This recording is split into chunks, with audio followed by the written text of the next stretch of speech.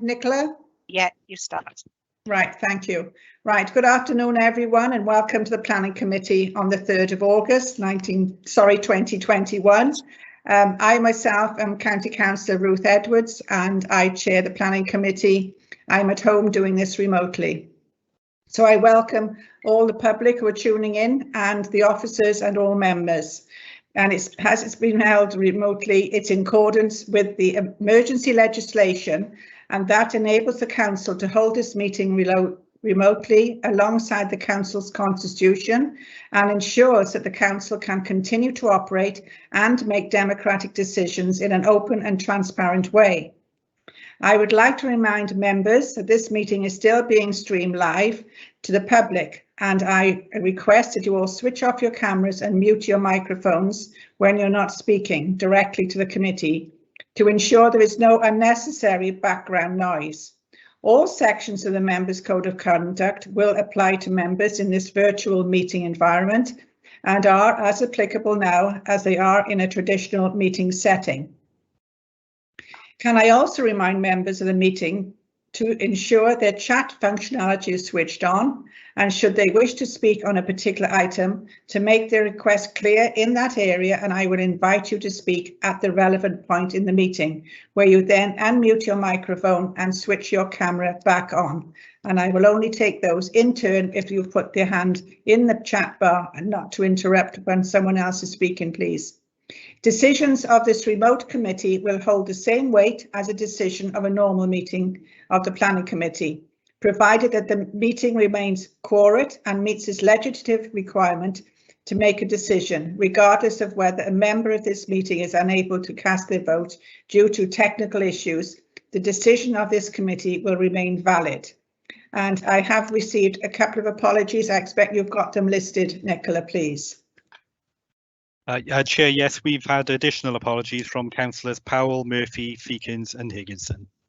Right, thank you very much for Andrew. That's noted. Any declarations of interest, please?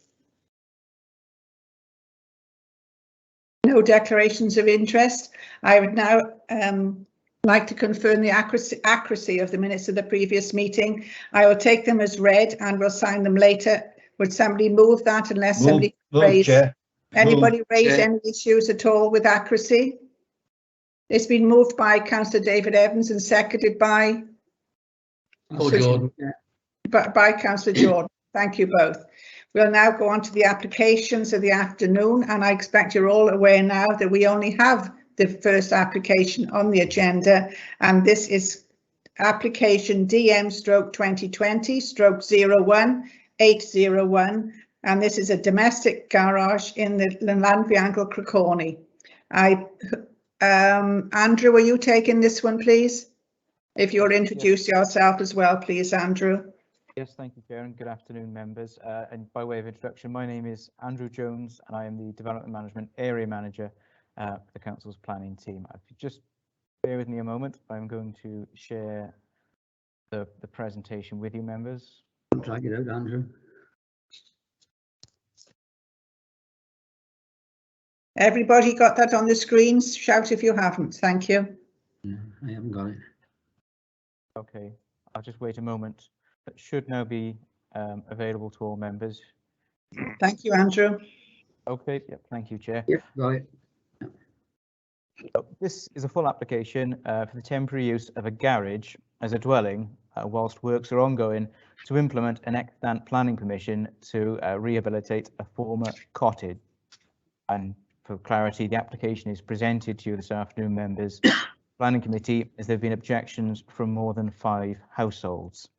So the application site, as you can see on screen, is located with the open countryside and is located along the Barry Cathlia Road in Llanfihangel, Criccorney. The garage, which is subject to the application, did form part of the original planning permission for the bringing the cottage back into residential use. That previous application referenced DM 2018 01956. So that's the application site there. You can see this is the garage structure and this is the former cottage use. And that just shows you that a slightly smaller scale. This is the building before us, and that's the cottage that has the extant consent to be brought back into use. So we've asked the applicant to provide a schedule and a timeline for works to the cottage, which I won't need to go into detail with, but this is the garage that was built. It formed part of the original planning permission. That's just some photographs there, and that is the former cottage that say has consent to be brought back into use. In terms of the proposal, so as I noted, this is seeking planning permission for retention on a temporary basis of the use of the garage as a dwelling. This is whilst works are ongoing to the main cottage, and as we have shown on screen, a schedule of works has been submitted, and this would be required until November 2022. So in terms of officer's assessment and evaluation of the application, the applicant has advised that they originally intended to use a mobile caravan to provide the temporary residence during the building project. And had that been the case, then the provision of a caravan, provided it was removed once it was no longer required, would have actually qualified as permitted development. However, the applicant has cited difficulties with physically getting a caravan onto the site, and this reason therefore was not explored, and instead the garage has been used to facilitate their accommodation during the project. And as we've seen, in order to ensure that the works are completed within a reasonable time frame, officers have requested a detailed schedule of works for the building project. The past 12 months plus, it has seen delays with contractors for the applicants owing to the obvious restrictions with the COVID pandemic. However, we are as officers satisfied that the schedule provides certainty on the length of the time for the temporary use that would be required, and a condition is to be imposed that ensures that the temporary use ceases either once the cottage is brought into beneficial use or on or before the 14th of November 2022. In terms of residential amenity and third-party amenity, there are no neighbouring properties in particularly close proximity that would be adversely affected in terms of loss of privacy or noise disturbance, the nearest being cherry trees, which is approximately 55 metres to the north. And so officers of the view that the application would not conflict with the requirements of LDP policies DES 1 or indeed EP1. You will have seen, members, a summary of objections from local residents within the officer's report. And a number of the concerns have been raised with regards to possible future uses of the garage building. As you are no doubt aware, we must only consider the matter of the proposal before us rather than what may or may not occur in the future. And other matters raised are responded directly in the report, including whether a caravan could physically have been used and whether this would set a precedent. But officers are satisfied that the matters in this case can be controlled through appropriate condition, and therefore there are no grounds on which to refuse this temporary use. I just finally touch on phosphates in relation to this site, and the application site is within the phosphate sensitive catchment area. However, the development is unlikely to increase phosphate inputs as there is an extant consent under construction for residential use, and this application is only for temporary use of the building in lieu of the completion of that consent, and therefore there would be no net increase above the extant consent. So in conclusion, members, the application has been considered very carefully by officers and is presented to you this afternoon with a recommendation for approval, subject to the conditions set out in the officer's report, which includes that the approved use would cease on or before the 14th of November 2022, or once the cottage is brought into beneficial use, whichever is sooner. Thank you, Madam Chair. Thank you very much indeed, Andrew. Obviously, we have not got the local member speaking today, and certainly it's not on the planning committee. I think it might have been helpful if we'd had a diagram or some sort of scale of what the cottage will also look like when it's finished, as it's going to be rehabilitated, how big it's going to be. Have you got anything that you could show us on screen for that, Andrew?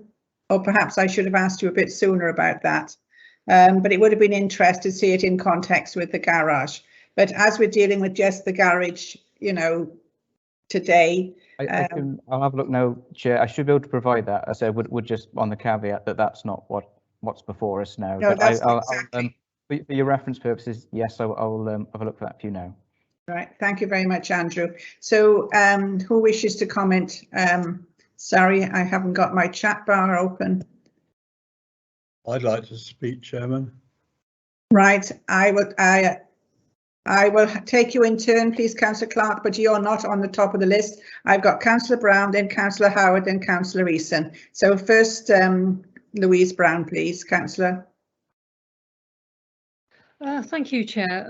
I was looking at the conditions, and I just wondered whether at the end of the report, and it says on number two, it says use of the building shall cease on or before 14th of November 2022, or as soon as the cottage approved under application, and then the number of it is brought into beneficial use, whichever is sooner.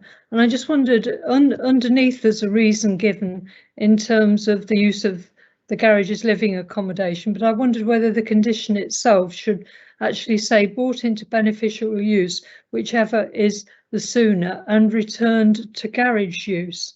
Yes. Yes, I also noted that, Councillor, that it doesn't clarify that it should be a garage. Yeah, because obviously if there's been adaptations in it, it could, you know, potentially is available as living accommodation, whereas it's supposed to be a garage. That's, and I don't think the condition makes it that clear. Yeah. Thanks also. Chair, that was my point. I'll drop my hand. That was my point as well. I'll take my hand down. Right, thank you, Councillor Eason. Councillor Giles Howard, please. Thanks, Chair. Mine was a very similar point, but the condition recommends returning the garage to its approved use as ancillary, which I appreciate could mean hobby room, workshop as well as a garage, unless the PD rights were restricted on the original consent. But what I wanted to ask in particular, we haven't got any floor plans of the garage as it's proposed to be used for the dwelling, and looking at the photograph, it seems that it may have a first floor or a mezzanine level, and I just wondered, I mean, it's unusual for an ancillary outbuilding to have a first floor, so are we clear about the layout of the garage and whether or not it has a first floor for use as a temporary dwelling, and then when it returns to the ancillary use, whether or not there would still be a first floor? I know, given the context of the site, it's probably not a big deal, but I was just interested in case there were any ramifications for how the condition needed to be worded. Thank you. Yes, I also noted that because there are skylights in it, whether there's some bedroom accommodation or what on earth, how much space is utilised as a dwelling, for even if it's temporary, whether it's a bedsit type of setup, but there's bound to be, you know, all the amenities in there if they're going to live in there for a while. So it would have been nice to see in the actual, as you say, the floor plan. And as I said, I'd like to have seen the floor plan of the cottage as well. But that isn't to do with this application. It's just a minor thing that I thought of. Anybody else now wish to speak? Yes, please, Chairman. Councillor Clark, please. Yeah, thank you, Chairman. I'm just slightly concerned about the specificness of this date of the 14th of November 22. I know we've asked for a schedule, but the construction industry, for those of us who are connected, is in very, very difficult times at the moment, and getting subcontractors and contractors to speak, you know, to get their work done on time is not easy. And I don't want to think we're going to penalise this couple by coming back here on the 15th of November next year and penalising them for not having completed. I think we're going to have to be a bit tolerant about it.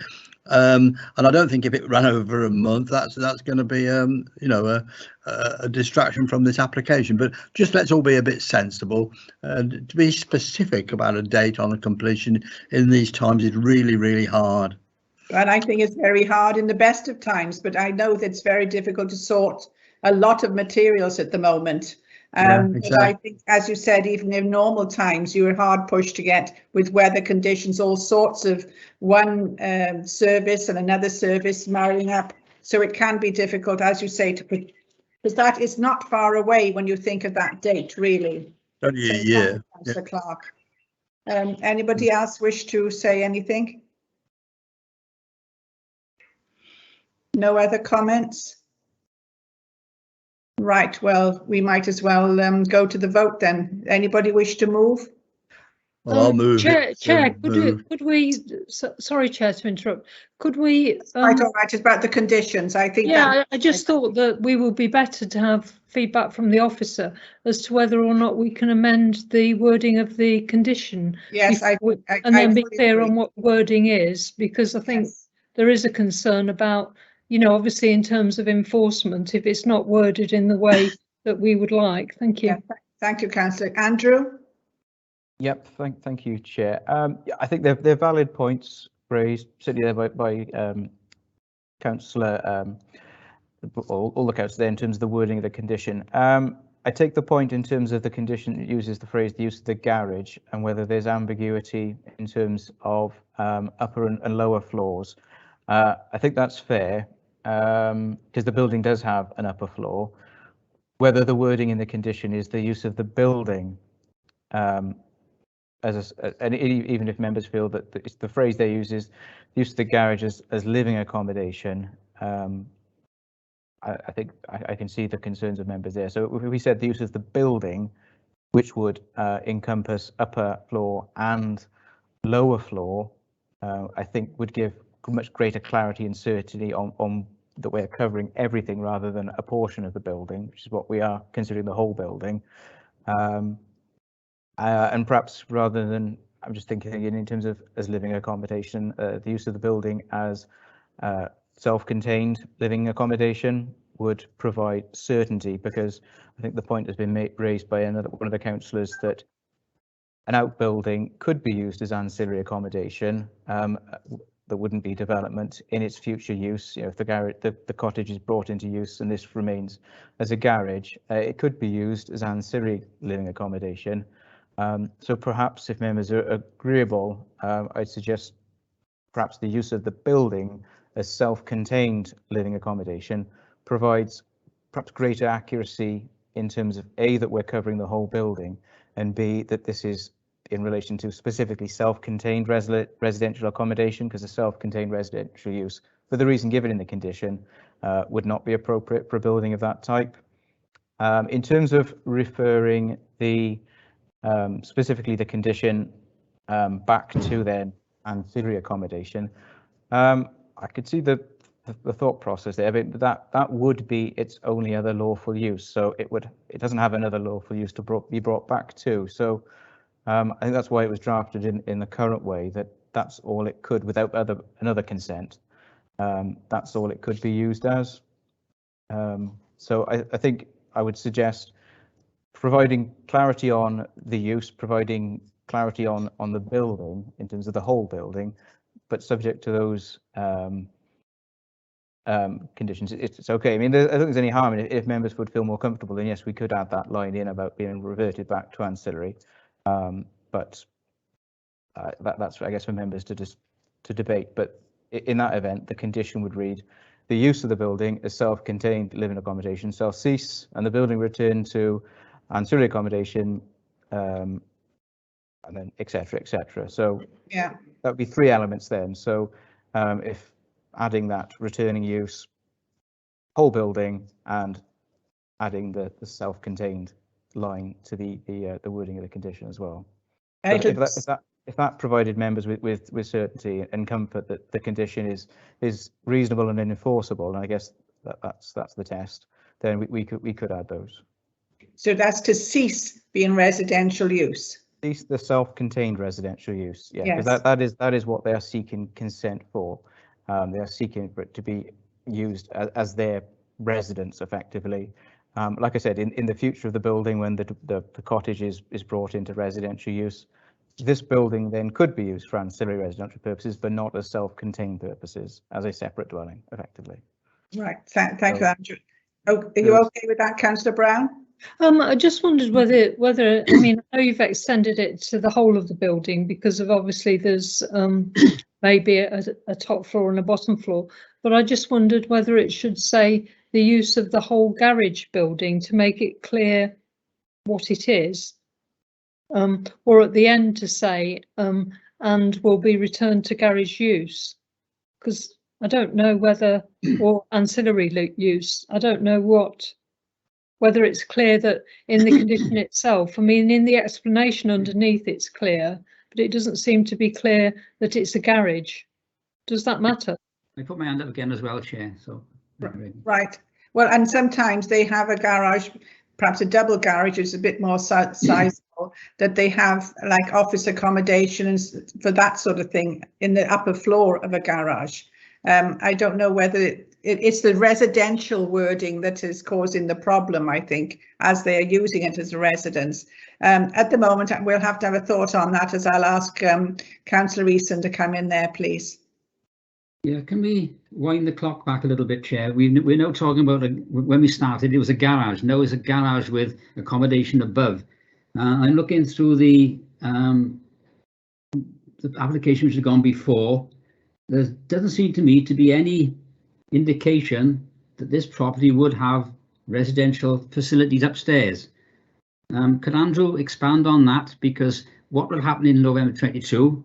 Will this property then come back to us as an application for a holiday let, for example? Or is that relevant?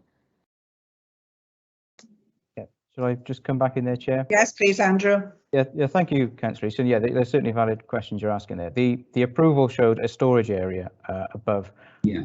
I mean, I think the important point is to raise, though, that whether it's a storage area, a home office, a hobby room, domestic garaging, that is all within the an ancillary residential use. Yes. And I'd be mindful that we shouldn't be tying them down to a specific element of that residential use. You know, a domestic outbuilding used for any of those purposes would be considered ancillary.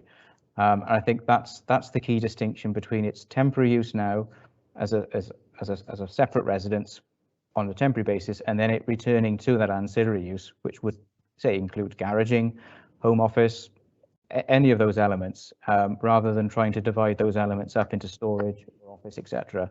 I think, you know, the building was allowed as a domestic outbuilding on that basis. Had they carried out internal works to do different things within it, that wouldn't have needed consent from us. We just need to say that clear distinction between what we're granting as a temporary use and then longer term, whatever that might be, providing it is ancillary to the main dwelling.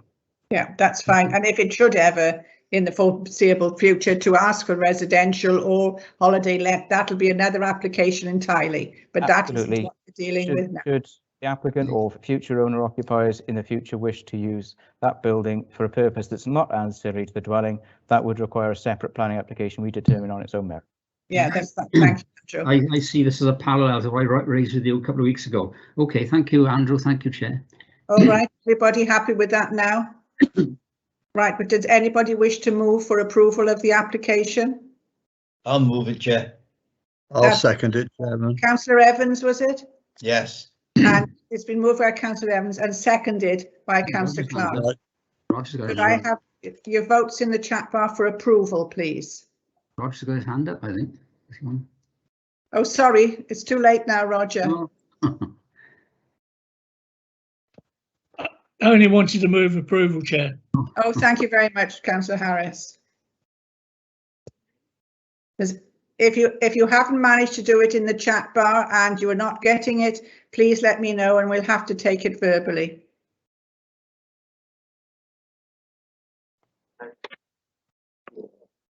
Good afternoon, Chair. My name is Denzel. I'm the Solicitor for the Planning Committee, just by way of introduction.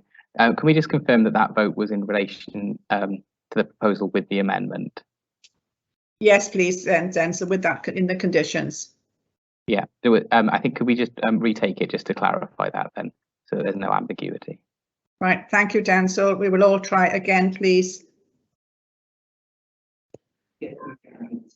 Oh, sorry, Chair. Can we have if Andrew could just read it out with? Let Andrew do the conditions so they're all plain. And this should, yeah. Right. Thank you, Denzel. Yeah. Thank you, Madam Chair. Yeah, I think it's just be worth, for the sake of clarity, and members are clear on what they're voting on. So this is in respect to condition 2, as set out in the officer's report. So It would be the use of the building as a self-contained dwelling shall cease on or before 14th November 2022, or as soon as the cottage approved under application DM 2018-01956 is brought into beneficial use, whichever is the sooner, and then this was the addition then from that members have requested, and return to ancillary residential use. Right, thank you. Everybody clear on that now? Yes. Yep. Are you going to put a new voting panel in now for this Sorry, application? does it say, sorry, did you say ancillary residential use? Shouldn't it be ancillary use to the main dwelling? I think either wording would achieve the same point, but ancillary, I mean, with ancillary residential use, it's clear then that its use is ancillary to a residential use rather than just an overall ancillary use, if you see what I Right, I mean. just wondered about the term residential, that was all. Oh, Jesus. But it is temporary. It is temporary, and I suppose the Or at reason the end, I mean. yeah, I mean, the reason I use the word residential there is that the land Ancillary residential use is okay. Yeah, the land has a C3 residential use, and that building should be used ancillary to that residential use, if you see what I mean. Okay. That's why, so that it's clear what it's ancillary to. It Okay. was just. Thank you.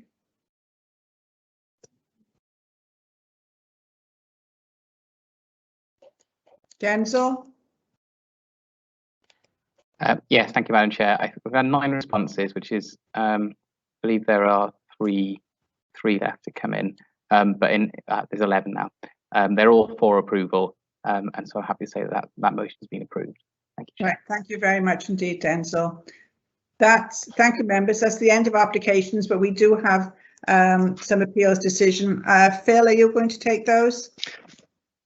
Yes, Chair. Thank you. Yeah, there was one appeal to report. It was a refusal of listed building consent for the refurbishment and redecoration of the wrought iron and cast iron balustrading at Usk Prison, an installation of reversible, in inverted commas, secondary balustrading. So the main issue with this was with the secondary balustrading system. So there would be 3 holes drilled in every historic iron upright that exist already.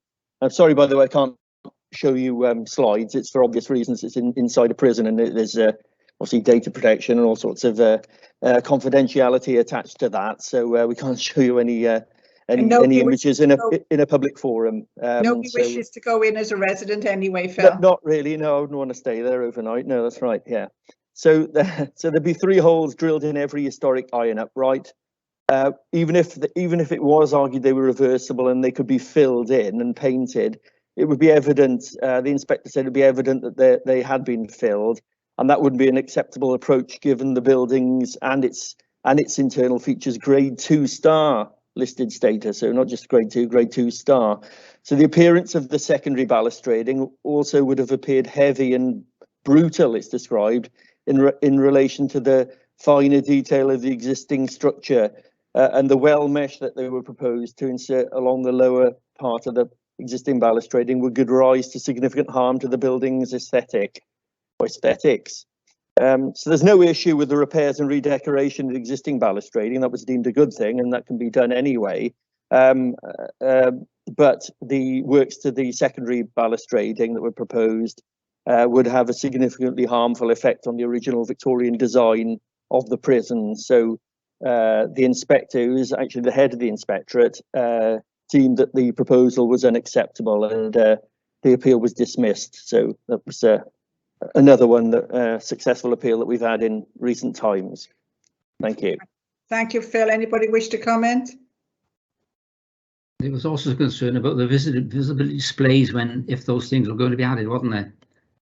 To a degree, yeah, there was, especially if the mesh was put in, and the balustrading was quite awkward how it had been designed. And the inspector felt that there was there could be other methods of tackling concern about the the lack of stability of the existing balustrading, which he didn't necessarily agree with.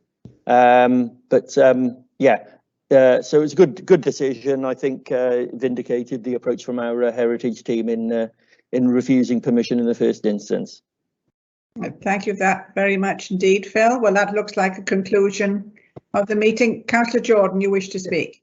Just a matter of interest, Chair. This application obviously came before I was a member of the committee. Did the planning committee have the opportunity of actually visiting the site and inspecting the balustrading? No, it would have been dealt with under delegated powers, Councillor Jordan, because it's a listed building application. So CADU delegates the authority to the individual officer who's authorised to look at the application. Having read the full appeal, how is the prison now going to ensure that the prisoners are not put at risk because of health and safety issues? I assume, as they've always done over the many years that it's been in its current situation, Councillor Jordan. So why did the prison authority think there was an increased risk now then, which brought forward the application? I don't know. I haven't gone into that depth, but presumably they felt that there was a case to put additional security in there or screening in there. And they have in other prisons, but it's not necessarily an approach that was endorsed in us prison, and certainly the inspector agreed with that, and that the risk wasn't so significant that it should override heritage concerns, I guess. So, and as I said, it has been like that since time immemorial, really. So it's not a greater risk now than it has been. I do have, if you're interested, I do have a theory. Because when the prison was originally built, the average height of a prisoner was about 5'4", and now prisoners are much taller. Okay. Perhaps they have different challenges in the environment, and perhaps health and safety come into play in so many different environments now, don't they? Maybe. Okay, thank you. Right, thank you, Councillor Jordan. Anybody else wish to comment? Not on that, Chair, but will we be getting any feedback on that Chepstow question that's been withdrawn or not? Well, it will come up to a future planning committee, I expect. I thought Craig was going to tell us something, but no. Okay, fine. Yes, Roger. yes, Roger. Yeah, thanks, Chair. Going back to the prison, it's almost certain there'll be nets spread between the balconies. All other prisons seem to have them, so. You know, if anyone chucks themselves off, they're going to bounce on the netting in any case. I'm sure they'll have to do that to make sure people underneath don't get murdered by somebody trying to commit suicide. So, thanks, Chair. That's all I wanted to say. Thank you, Roger. The environment they're challenging with whoever's in residence at the time. Some more challenging than others, and I suppose they have to accommodate safety as utmost, no matter who is in there. Right, thank you very much. Well, I think I could close the meeting now, all well and good, and hopefully you all have a nice summer break. Planning issues still go ahead all through August, as you understand, but look forward to seeing you all in September. Enjoy the break if you haven't got any other meetings to go to. Thank you all. Keep on spreading the slurry.